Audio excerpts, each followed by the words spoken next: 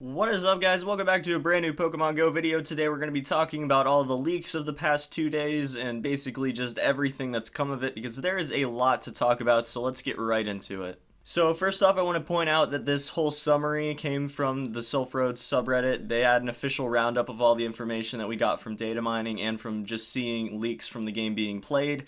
And I just want to shout out Drompez for being a fantastic just community coordinator, and that whole community is fantastic as well. So go ahead and check it out if you guys haven't already. The link is in the description below.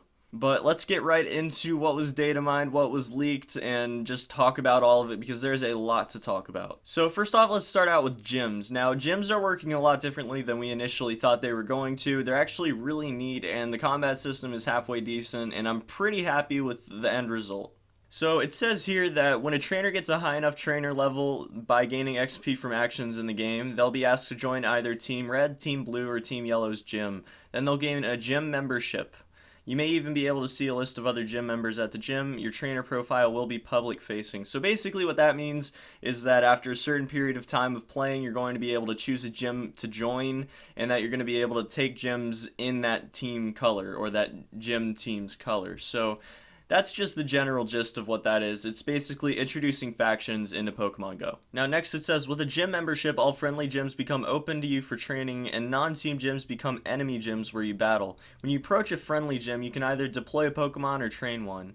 Your Pokemon must be at full health to be deployed. It's unclear how long training will take, but there is a training meter. You get experience in GP, gym points, for training. Now, we're unsure if gym points are actually used when you're training or if it's just something from past versions of the game, past iterations before it was released as a beta. Basically, there are a lot of things called artifacts, okay, in all of these different released games and betas and everything, because a lot of times they'll be going through and taking and adding and just generally messing with the game and how it works and stuff a lot, and they'll leave certain parts in and certain functionalities for a later date. So it would make sense that something would be an artifact from before, from a previous version, and it would also make sense that it's just in there for later addition to the game. You can also recall Pokemon from deployment, which is basically one of the biggest things right now. Nearly confirms that we're going to have individualized Pokemon because every single Pokemon is going to be individual enough that you'd want to retrieve it, which is really cool. Super hyped for that. Cannot wait. So basically, gyms are going to have levels as well. They're going to have prestige as they gain levels, and as the gyms gain prestige, they'll move up tiers, which allows them to have more slots for Pokemon on their team. So basically what that means is that as time moves on, you're going to level up your gym with your team, and like your team red, blue, or yellow, and then you'll be able to deposit more Pokemon like on the team for the gym, which will defend the gym from opposing teams like red, blue, and yellow. It also appears that gyms have a leader who sets the order of the Pokemon that will be battled in the gym, and they could even have a crown or something denoted on the actual character bio page or profile, however you want to call it. So overall, I'm pretty much liking gyms right now. I wish that they were forts still, and I wish gyms were a totally separate entity and that you had to battle an Elite Four after a while, and that it was almost like the streamlined single-player experience that you'd expect from the game. But I guess it's an MMO, and I can sort of see why they did the things that they did. So basically, the combat system is actually more complex than we probably were expecting, but a little less complex than we might have hoped for. Each Pokemon appears to have two moves, and that there are going to be about 232 moves at release, maybe. At least for the beta release, there's 232 moves found in the whole data mining process. So that's pretty cool. I like that they have a lot of different moves that you can have. Apparently there aren't any actual status-based moves, but rest was implemented in, so it does make sense that they would add statuses in a different update, a different case, some other time. Basically, a lot of this stuff looks like it's stuff that could be added to at a later date, but might just be the bare bones for the beta or just for the final release of the first version of the game. So they can add in updates and everything at a later date. So battles are time-based and performed in rounds. You can run out of time. Pokemon have two stats at play, health and energy, which health is just the normal HP value. Energy is a stamina function that actually is completely separate from HP, at least it appears to be so.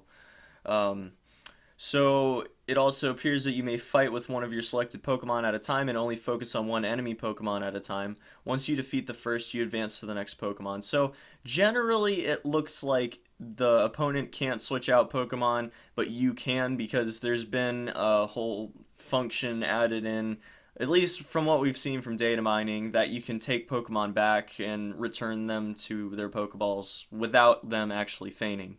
So in combat, you apparently have multiple options. You can choose to dodge the enemy attack, use an item like a revive or a potion, or launch an attack of your own.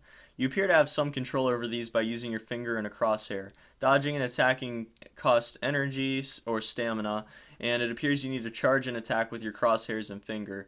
Once a Pokemon has attacked, it has a period where it needs to retarget. So basically, it looks like it's a lot of real-time stuff, and that attacking and combat in general is going to be a lot different from the mainline games, but it's going to be a lot more what you would expect from like actual, real world type Pokemon. Like as real world as it can get is basically traveling around with your phone with your Pokemon as the Pokemon experience. So that's about as close as we've gotten to the actual real Pokemon experience. So you'd expect it to be a little bit closer to how it is in the actual show and stuff like that. So each Pokemon also appears to have a signature move that you can charge and a quick attack.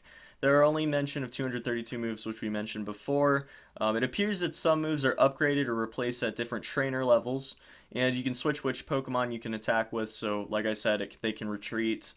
And there does appear to be an official Pokemon type system in combat, and you may receive a time bonus for having allies with you. So basically, if you have a bunch of your buddies around you, you can get some sort of bonus, it looks like.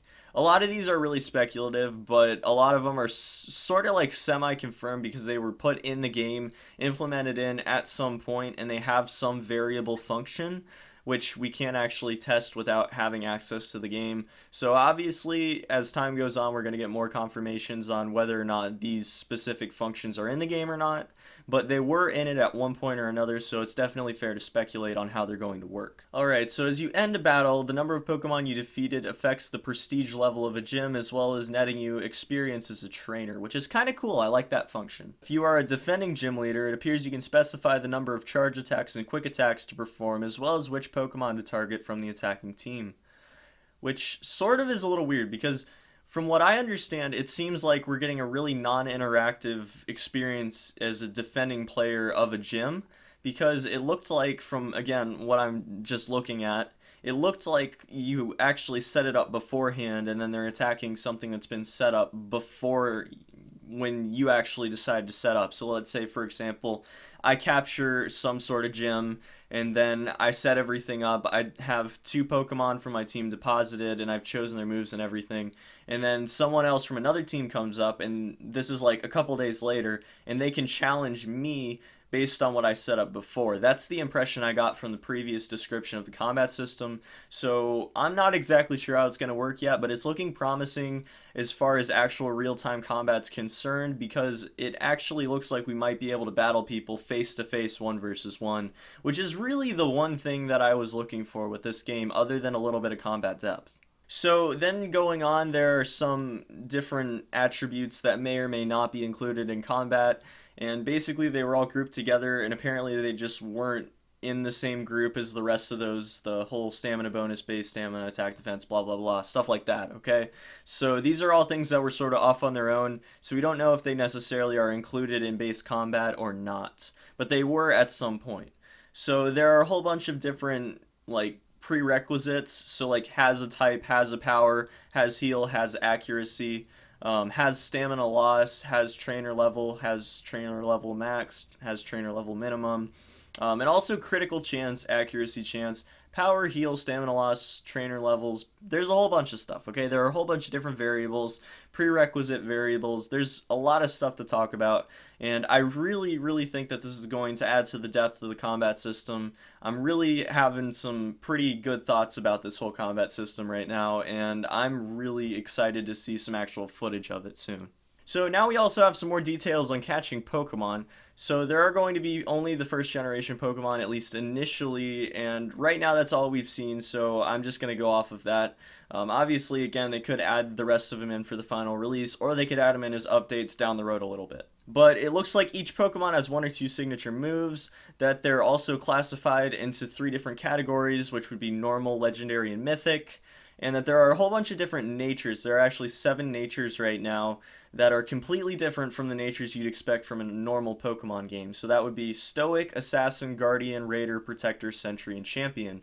So it looks like Assassin, Raider, and Champion might be your offensive natures, and then your Stoic, Guardian, Protector, and Sentry might be your more defensive natures. So catching Pokemon works largely the same as you'd expect. At this point, it's just catching the Pokemon by throwing the Pokeball and then hoping that it catches it. There's a probability that it'll actually be released from the Pokeball and that you'd have to go and try to catch it again. And it looks like there's going to be some sort of energy that your trainer has. So after a certain period of time that your energy will go down enough from catching a Pokemon and failing over and over again that you'd have to stop trying to catch it and it'd run away. So another theory that they came up with, and this is not really rooted in anything other than berries being present in the game and us not knowing what they're going to be used for, but they've determined that they could actually be used to inflict certain status ailments to wild Pokemon, because it looks like wild Pokemon can attack you while you're trying to catch them,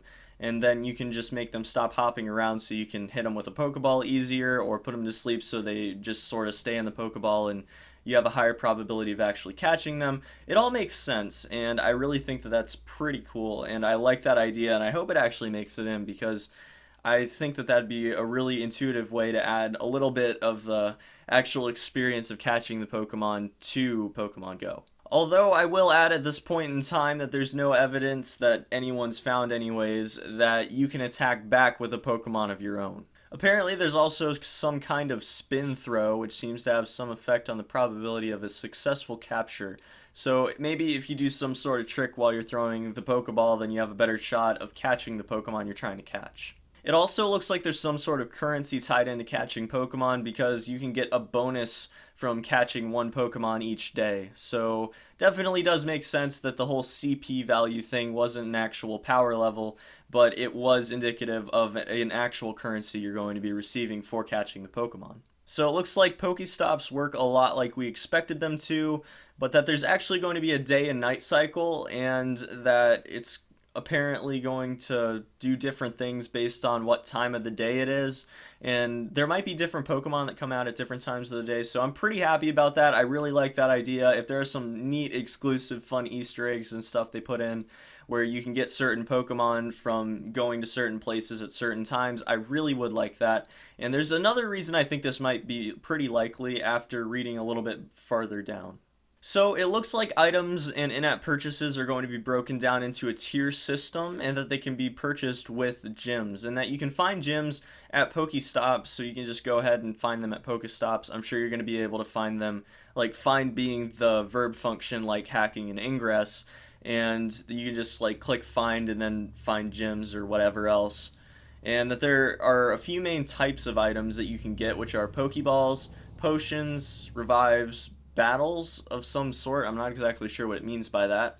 Food, and apparently this causes some sort of growth, and cameras, which I honestly don't know what that means at all. So it also looks like there are going to be different item drops based on your trainer level and based on just specific drop tables, and that apparently some items perform better at night than in the day, and some are heavier, so you have to like throw them harder, I guess. Like Pokeballs, you'd have to throw harder to catch the Pokemon, or to like actually make the Pokeball go to the Pokemon so you can catch it.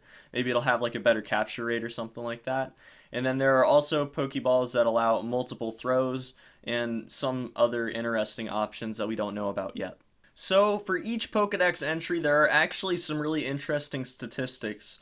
So there's a number seen statistic, number captured, has encountered, so those are going to be like check marks, has evolution stone pieces, and has evolution stones. So we also know a lot about evolution now, that they're going to be stone pieces that you get from some game function that you're able to actually go ahead and use to evolve certain Pokemon. Now, we don't know if this is going to apply to every evolvable Pokemon or if it's going to only apply to Pokemon that would normally evolve with items. So there are also some individual statistics for each individual Pokemon, and this is what makes me think that each Pokemon is going to be an individual that you can send in or take out or do whatever with, but they're going to be individual and it's not going to be like stacking them up in your inventory. So first off, you see a CP value, you see different moves, you see a deployed fort ID, which basically means that they've been deployed at a certain gym. You see the owner name, you see if it's an egg or not. It's like a checkmark function variable for seeing if a Pokemon's an egg or not. If it's an egg, then there's also a kilometers walked target and a kilometers walked start. There's an origin, which is probably just going to be the normal like area you found it in, but the real world, which is going to be really cool. I'm super hyped for that. There's also a height, a weight, individual attack, defense, and stamina. So in this case, it makes me think almost that there might be either a base HP for every Pokemon of a certain type or of a certain like actual species. So like for example, Bulbasaur would always have X HP value, okay? Or stamina could actually be HP, and we could be just looking at this as two separate functions when it's actually just one. Apparently you're also able to release Pokemon, so we can get some really crazy stuff going down and some viral videos within the community of people releasing stuff they really should not be releasing. It also looks like there's an egg bag of some sort that has a capacity for 500 eggs, which is a lot. And there's apparently also a progress bar of how many kilometers has been walked for each egg, which again, I really like. It encourages everyone to get out and be active, and I love it. I just love it. It's counting steps almost like a pedometer, which is what I was theorizing back in the breeding video. So obviously there isn't going to be normal breeding, at least from what we've seen and what they have in the beta, but there are going to be eggs, and I'm super hyped for that.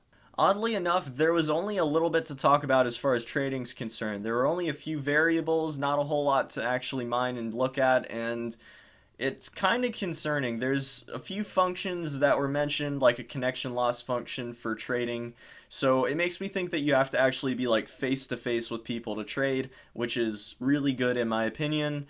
And honestly, I'm not exactly sure what to make of it, because you'd think that after all the information they were able to find from every other function within the game that you'd see a lot on trading, and there really isn't that much. But, I mean, we're going to be getting a lot of other leaks in the near future. I'm sure we're going to actually see some combat. We're going to see how it all works. If all this speculation and all of this conclusion based purely off of mining the actual app is true. I'm so hyped, guys. Hope you guys are still hyped too. Like, I'm having trouble containing it. Like, I know I'd probably come across as, like, kind of reserved and stuff, but, like, on the inside, I'm, like, my head's just, like, bouncing around and stuff, you know? Like, I'm just, like, explosive right now. I can't even, like, I can't even, you know? I just can't even. And that's going to be about it for this one, guys. I hope you have a fantastic day. I hope that we get some more leaks in the very near future. I hope we have a lot to talk about in the future. I'm so excited right now. I can barely, like, explain my feelings on how excited I am for this right now. I can't wait to make more content on this. I can't wait for them to announce more beta access times or even further release the app. I'm so excited, guys. Hope you guys are as well. Hope to see you back here for the next Pokemon Go video. Till then, guys, peace.